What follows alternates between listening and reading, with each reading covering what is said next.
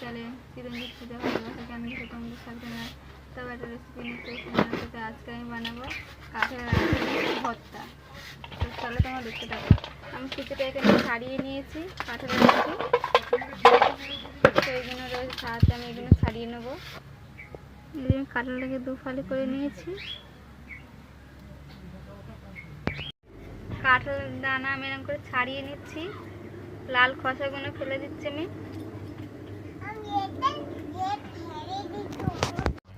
তো আমার কাঁঠালের আটিগুলো সব ছাড়ানো হয়ে গেছে, এগুলো আমি সিদ্ধ করে নেব। তো আমি কাঁঠালের আটির ভর্তাটা বানানোর জন্য আমি কড়াটা বসিয়ে দিয়েছি, ওখানে আমি তেল দিয়ে দিচ্ছি কড়াইতে।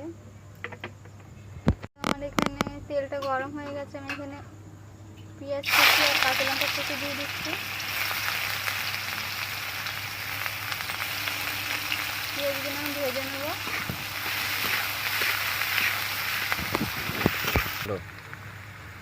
তো আমি এখানে রসুন কুচিগুলো দিয়ে দিচ্ছি, একটু লাল লাল করে ভেজে নেব। রসুনগুলো একটু রসুনের গন্ধটা না থাকে।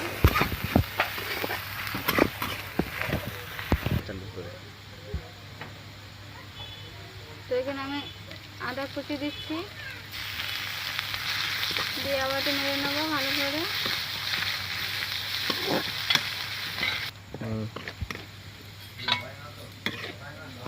তো আমার পেঁয়াজ কাঁচা লঙ্কা আদা রসুন সব ভাজা হয়ে গেছে, আমি লাগিয়ে নিচ্ছি।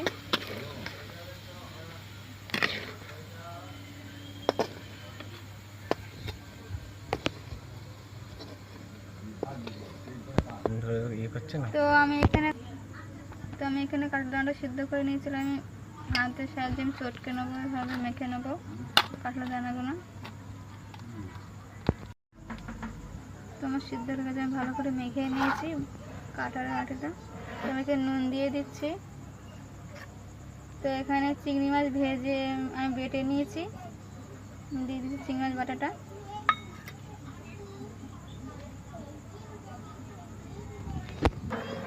তো আমি এখানে পেঁয়াজ আদা রসুন ভাজাটা আমি দিয়ে দিচ্ছি ভর্তার মধ্যে। তো আমি সব এগুলো ভালো করে আবার মেখে নেব ভর্তাটা। তো আমার ভর্তাটা ভালো করে মাখা হয়ে গেছে।